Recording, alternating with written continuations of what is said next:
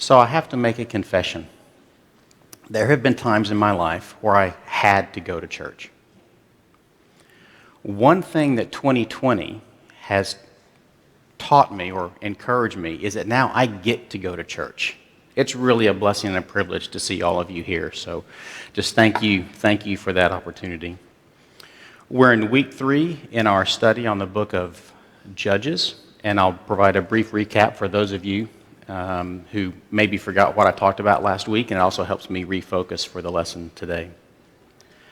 So we covered the literary structure of Judges, and if you remember, we talked about the prologue has 2 parts. There's a main body where we hear the stories of the judges whose names with which we are familiar, and then there's a prologue which also has 2 parts.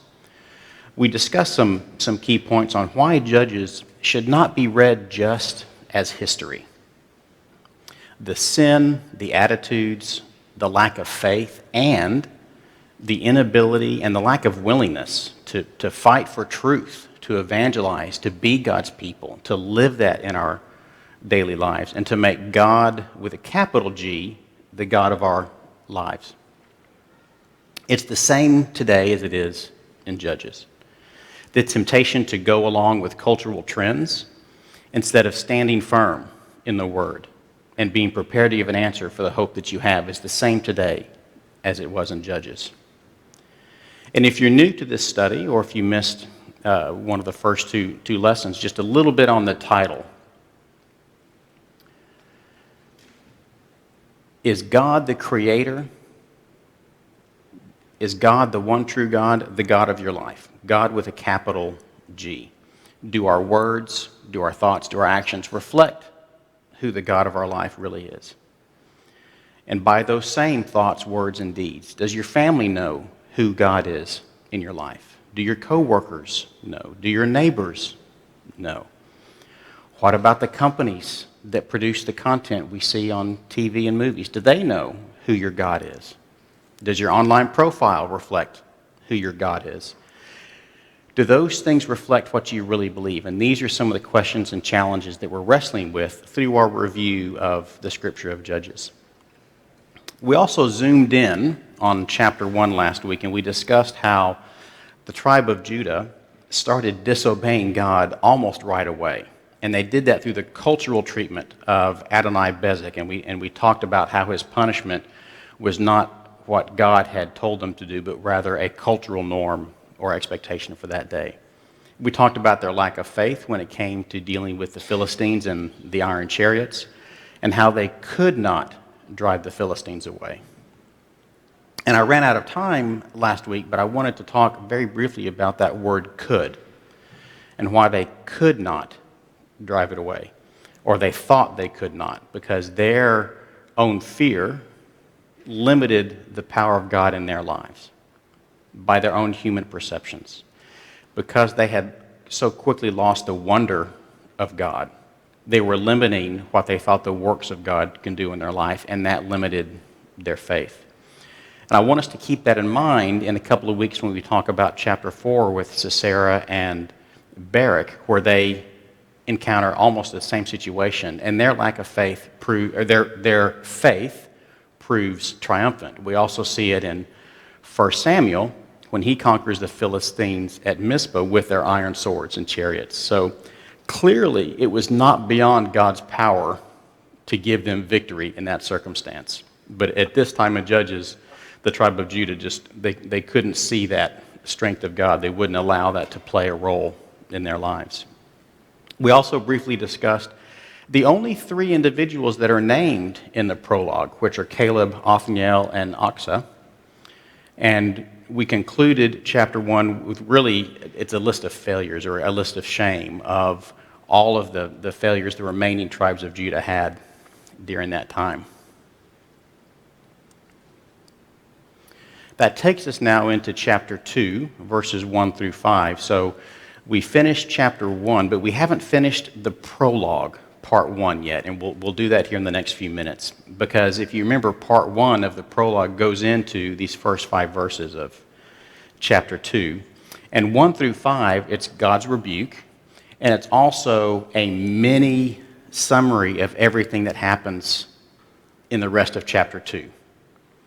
So we've kind of zoomed in historically and geopolitically through to this point. Now we're going to zoom back out from a heavenly perspective, and verses 1 through 5 are going to tell us everything else that happens in chapter 2. And the rest of the lesson we're going to zoom back in. So bear with me, and there's a lot on the perspective that we have to keep in mind here as we have to remember who's speaking and kind of what level they're speaking at. So I know I read this verse last week, and I'll come back to these points on the slide in a minute, but I want us to remember what happens in verses 1 through 5. The angel of the Lord went up from Gilgal to Bochum and said, I brought you up out of Egypt and led you into the land I swore to give to your ancestors. I said, I will never break my covenant with you, and you shall not make a covenant with the people of this land, but you shall break down their altars. Obviously, the underline is mine. Yet you have disobeyed me. Why have you done this? And I have also said, I will not drive them out before you. They will become traps for you, and their gods will become snares to you. Gods with a little g. When the angel of the Lord had spoken these things to all the Israelites, the people wept aloud, and they called that place Bochum. There they offered sacrifices to the Lord. So in those verses, we see God's rebuke. And I think it's important, remember this comes right after the list of shame at the end of chapter 1, where it talks about all the tribes that did not drive out the occupants of the land.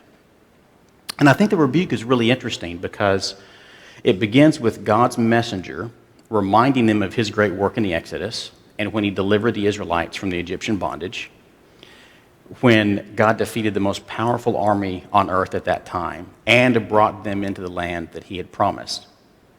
He reminded them of the covenant that he would never break and reminded them of their part of the covenant not to make another covenant with the people of the land that they were supposed to possess. In other words, don't replace God with a big G. Don't replace that with God with a little g. Instead, they were to annihilate them. They were to tear down their altars and to purge that belief and purge that culture and maintain their own sanctification. But they didn't do it. Verse 2 tells us they did not obey. They chose instead the Canaanite culture. They chose to exchange children in marriage. They adopted the Canaanite gods in many instances. And so Israel broke their covenant with God. But God did not break his covenant with Israel. Remember, that covenant contained, if you obey me this way, here are the promises you will inherit. If you disobey, here are the bad things you're going to inherit. So God kept faith with his covenant. He gave them a choice. Do you want what's behind door number 1, obedience, or do you want what's behind door number 2, whatever's right in your own eyes, and disobedience? And obviously they chose the wrong door. He kept that covenant with their choices, and specifically he indicated that because of how you've chosen to behave, I will not drive out the Canaanites ahead of you anymore. I'm going to leave them in the land as a pain in your neck, as a snare. It was an act of divine discipline. He told them what was going to happen. So he's not changing. He kept faith with the covenant, even though the Israelites broke it. 2 just quick general notes. Gilgal, so that appears numerous times in the Bible. It was the first place Israel camped after crossing into the Promised Land. The exact location is a bit uncertain. Many believe it's near and maybe a little bit to the east of Jericho, just for reference. And Bochum is Bethel, and it's the same city, but they use different words to describe it. So that takes us to the end of the Prologue Part 1, so bear with me, right? Remember, the prologue has 2 parts. We're halfway through it now. And I want to pause for a few minutes and just make sure we recap what we think we've learned. And let me be clear. This is what I think I've learned. I hope you agree, and if you don't, let's have a conversation. So this text, it begins with the Canaanites fleeing ahead of the Israelites, right? When Joshua was conquering many parts of the land. But the text ends with the Danites fleeing the other way, so a complete reversal. We'll talk a little bit more about this later, how Judah could not drive out the Philistines due to lack of faith. Then it begins to list the other tribes, how they did not drive them out. And that's lack of faith, more so probably lack of will. They got enticed by the Canaanite culture and they chose not to obey God. And they limited that obedience with the human view of what they thought was possible instead of the wonder of God and the miracles he can work in our lives. We learned about the consequences of cohabitating with sin. Again, that's as relevant today as it was in the time of Judges. We learned that God's mercy and his work in us, it's not a matter of what we think we can do. It's not a matter of our skill and our perfection, our capability.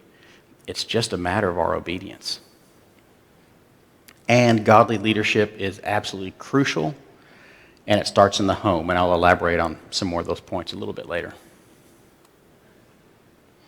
And I know everyone's really spread out, and this is a big auditorium, but when I'm making these points, to me, silence means complete and enthusiastic and absolute acceptance and agreement. Amen. So, okay, I got an amen. So this now takes us to part 2 of the prologue.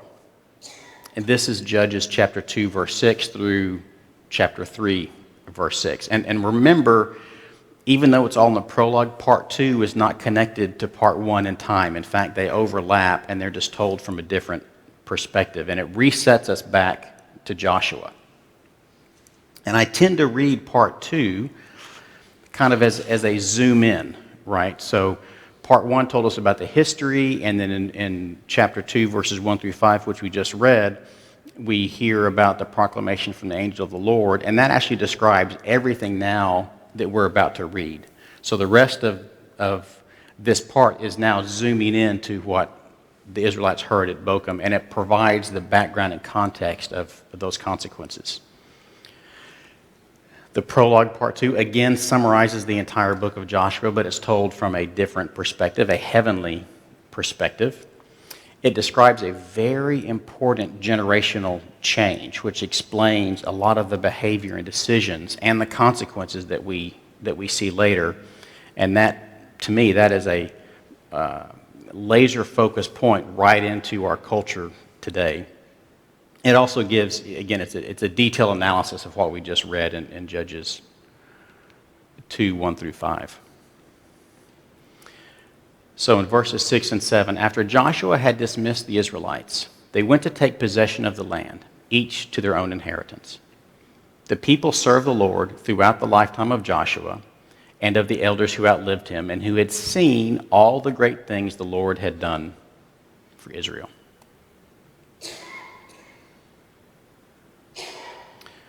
Verses 8 and 9 describe Joshua's death, and in verse 10, and I call these the original snowflakes. And if you're a snowflake and you're offended, there's a lot of in that whole conversation, and we can talk a little bit later. Is my mic okay? Okay. After that whole generation had been gathered to their ancestors, another generation grew up who knew neither the Lord nor what he had done for Israel. That's a pivotal point in the attitudes of the Israelites and really a root cause of everything that happens later in the book. So as this really hardy, rugged, wilderness-bred generation that moved into the promised land, after they have died away, the new generation grew up in a land of plenty. They didn't know struggle. They didn't appreciate or really see the miracles of God. And they really began to enjoy the easygoing, idolatrous lifestyle that the people there had already adopted, their new neighbors. This is the generation that didn't know the Lord. And just to be clear, I want to ask myself, I want to ask you, how can an entire generation grow up and not know the Lord? How does that happen? I see some head shaking. I'm looking for a volunteer. Someone be bold here. Help me out. Sam. Created him didn't take the time, make the effort to just teach it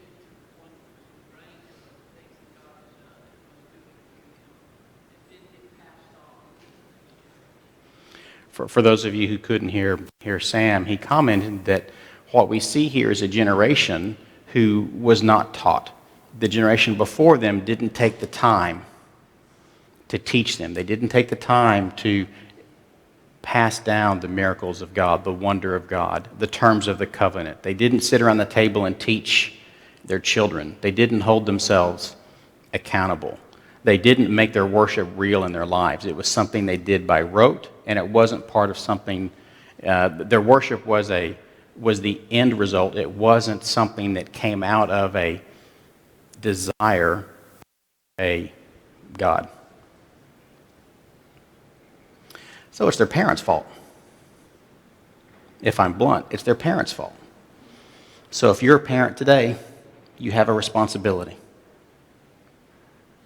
And this class isn't about raising your children, so I'll leave it there, but if you have questions, I'd be happy to talk to you. Let's move on to verses 11 through 13. Then the Israelites did evil in the eyes of the Lord and served the Baals. They forsook the Lord, the God of their ancestors, who had brought them out of Egypt. They followed and worshipped various gods of the peoples around them. They aroused the Lord's anger because they forsook him and served Baal and the Ashtoreths. So they didn't just drift away from God. They ran away from God. They looked at God with a capital G. They looked at the alternative with a lowercase g and said, I want that. This is more pleasing to me. This is what's right in my own eyes over here. They had forgotten the wonder of God.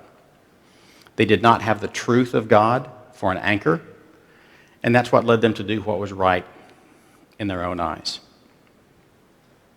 So with the Joshua generation now gone, so that generation did some amazing things in terms of the land that they conquered, but they made a huge mistake because they didn't teach their children about God. They didn't teach them about being a chosen people. They didn't teach them about the covenant. So that generation is now gone. The new generation, which has not known God and did not experience God in the same way that the previous generation did, they choose to disobey God. Instead of truly possessing the land and purging the Canaanites, they chose to coexist. Now, I do have to give some practical consideration to this.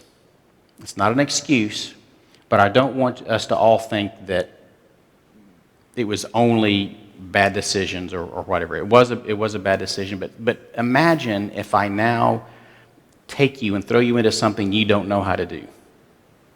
If you're an engineer and I throw you on a farm and say, you have just inherited this farm, go forth and prosper, and I've never planted a thing in my life. I tend to kill things that come out of the ground rather than make them grow. I don't know how to do that. I'm going to need help. But if you plop me on a farm and the people who used to run it are still there and they're really good at it, well, from a practical, day-to-day, humanistic perspective, I can kind of get why, maybe they want to keep the Canaanites around because they knew how to run the vineyards and run the flocks and plant the crops and build buildings, and they would have had practices of trade. Maybe they would have had trade treaties in place with other nations and regions and things like that. So from a practical consideration, I get it. But what was their command? Wipe them out. That's harsh to say. That's exactly what the command was, and they didn't do it.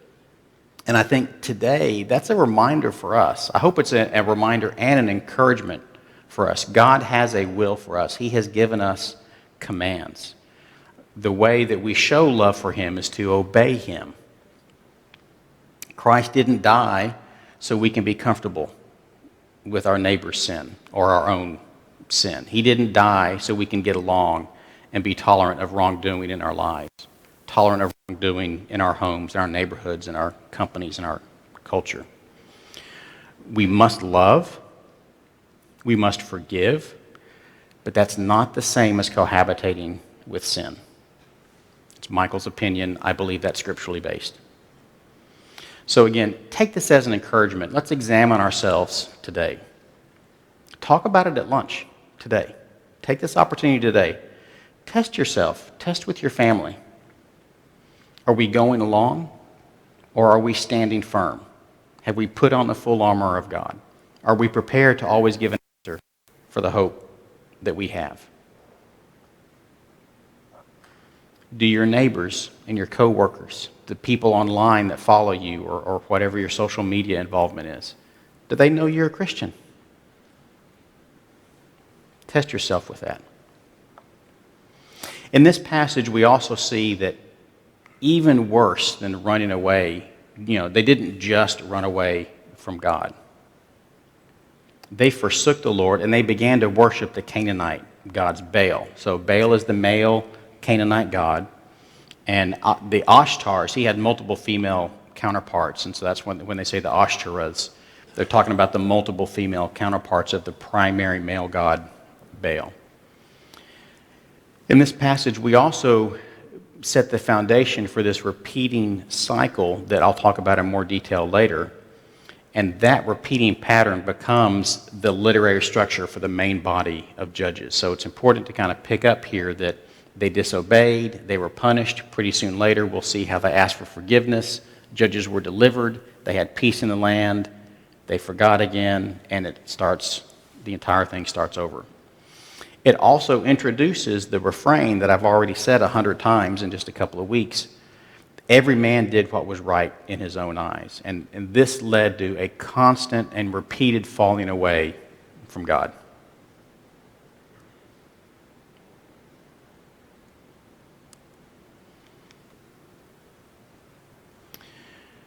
Verses 14 and 15. In his anger against Israel, the Lord gave them into the hands of raiders who plundered them. He sold them into the hands of their enemies all around, whom they were no longer able to resist. Whenever Israel went out to fight, the hand of the Lord was against them to defeat them. Just as he had sworn to them, they were in great distress. So as God had promised, and Joshua had warned them in Joshua 23, divine judgment would follow Israel's unbelief. It would follow their apostasy and their disobedience. So again, God is fulfilling his covenant. He is constant. So this should not be a surprise that they're now receiving God's judgment. They were forewarned. They should have known about it. 16 through 18. Then the Lord raised up judges who saved them out of the hands of these raiders. Yet they would not listen to their judges. They would not listen to their judges, but prostituted themselves to other gods and worshiped them. Don't miss the word prostituted. They prostituted themselves to other gods and worshiped them. That conveys a serious sense of intimacy.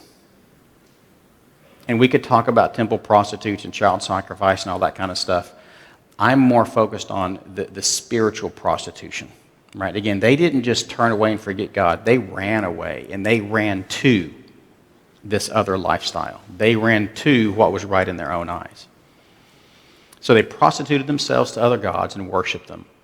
They quickly turned from the ways of their ancestors, who had been obedient to the Lord's commands.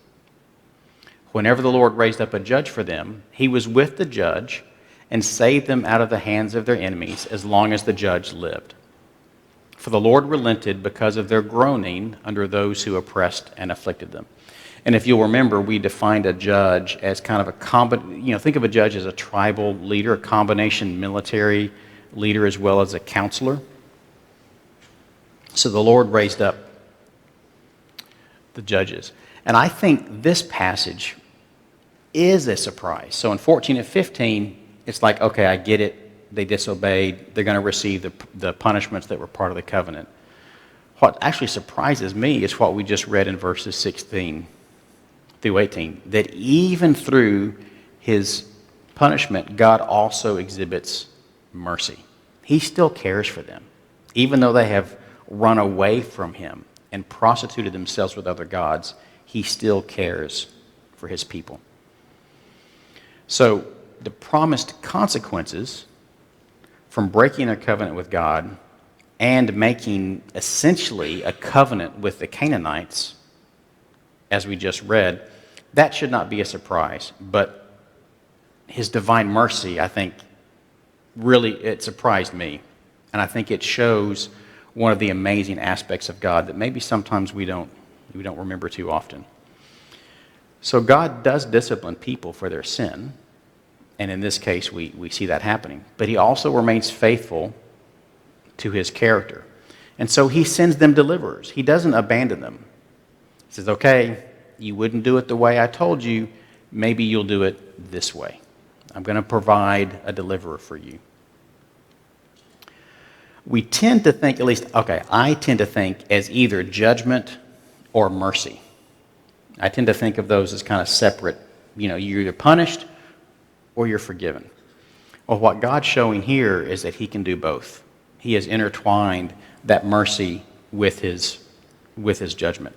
I'm reminded of the words from Habakkuk when he says, in wrath remember mercy. And I think we're seeing an aspect of that in God's character here. This passage also mentions the judges that people did not listen to. First few times I read that, I just kind of went by it and kept going. But I recently came back to that and made me wonder, well, who were these judges? And who were they that they weren't listening to? I don't have a super clear answer for you, but I have some opinions I'm going to share.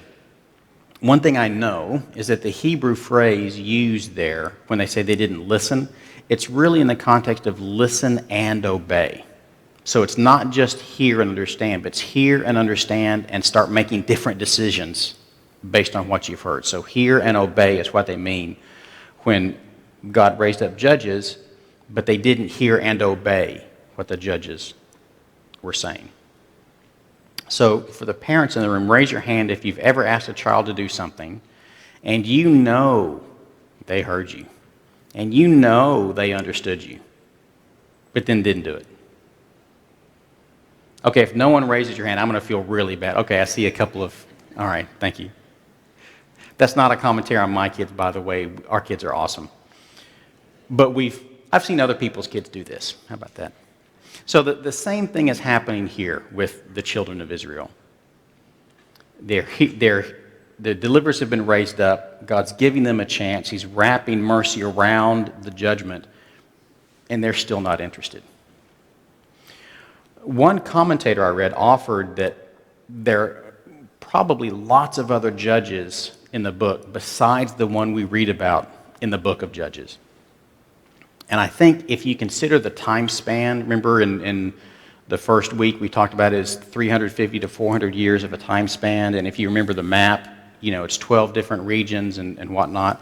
They didn't have the internet and telephones and things like that. So if you consider the time span, if you consider the geopolitical situation, the tribal structure, that sounds like a very practical assumption that there would have been lots of other judges besides the ones that we read about in this book.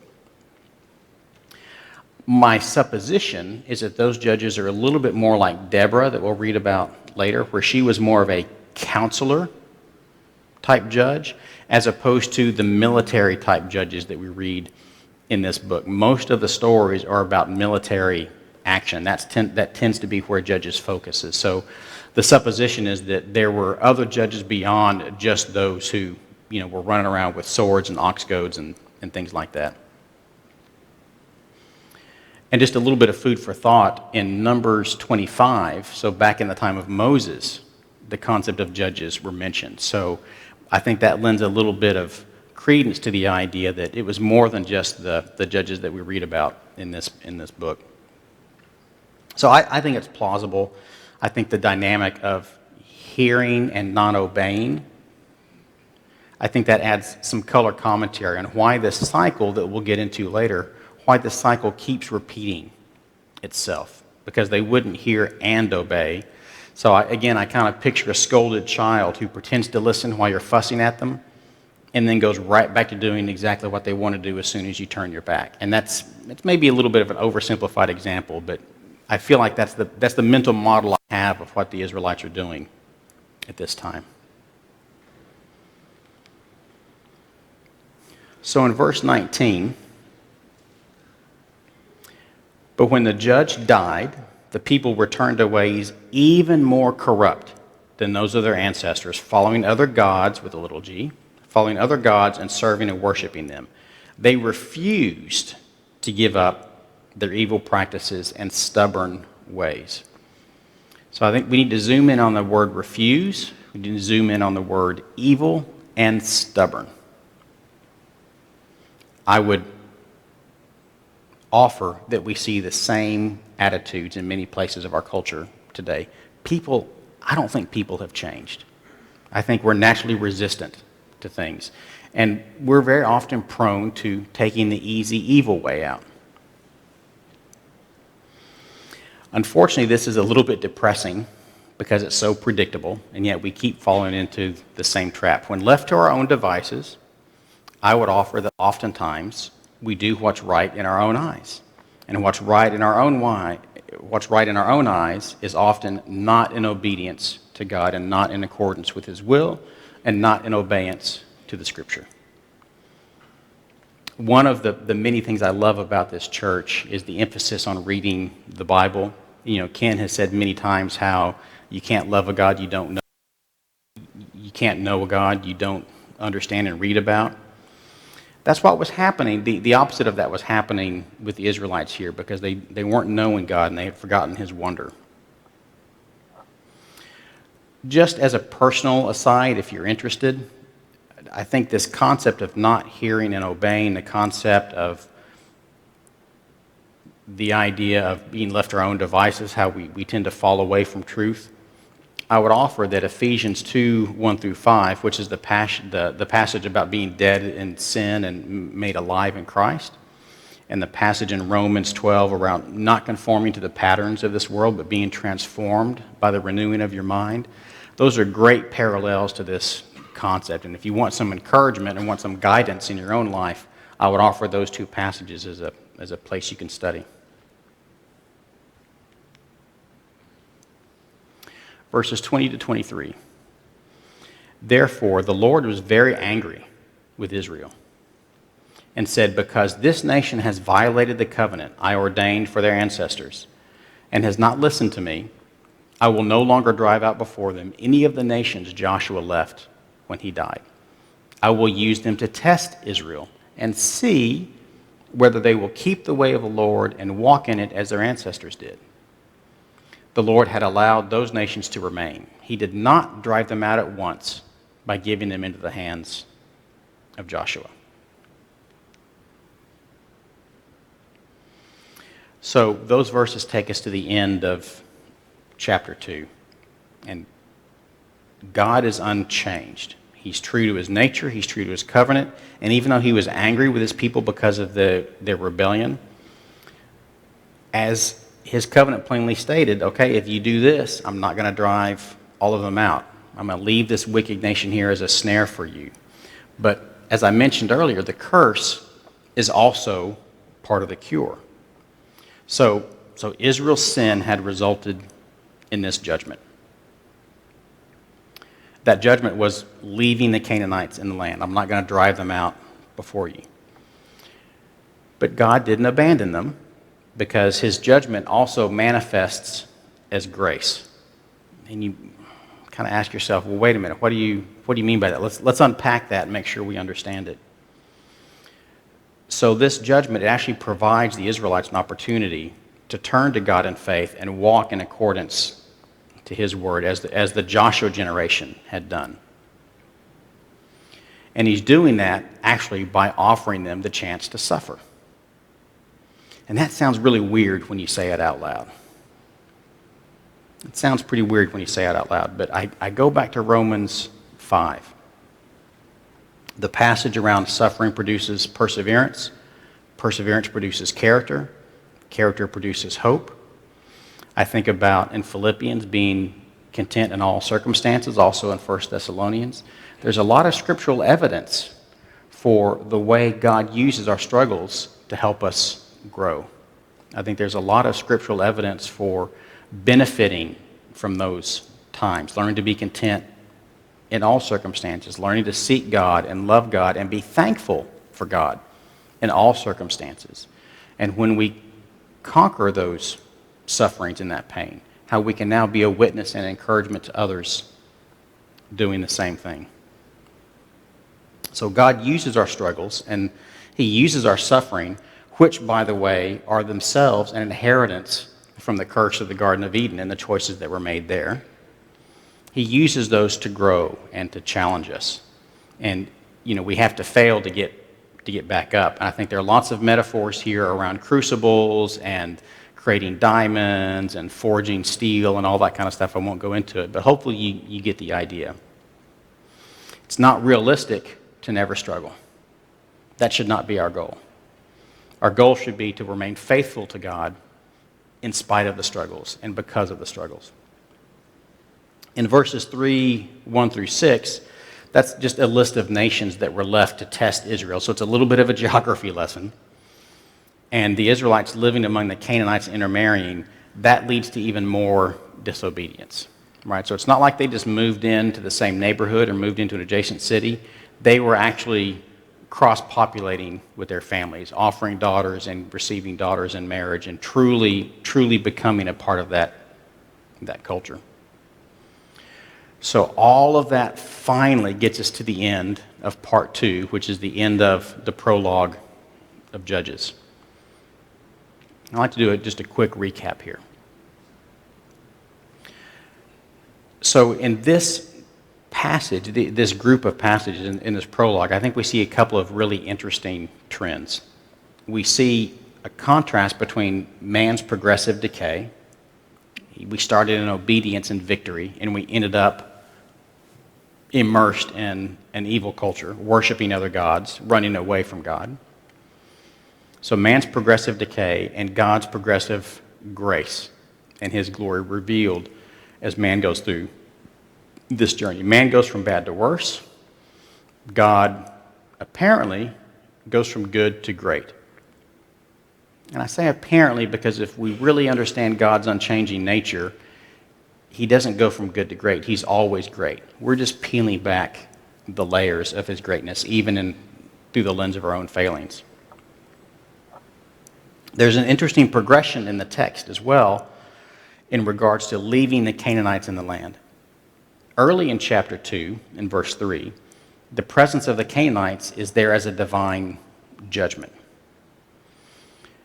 As the Israelites and God go through this journey, at the conclusion of this text, the ongoing presence of the Canaanites is God's opportunity. It's a God-given opportunity for them to know him and obey his word. And in the outworking of his wrath and delivering that wrath, he also wrapped it up in mercy and opportunity for a people that he still loved.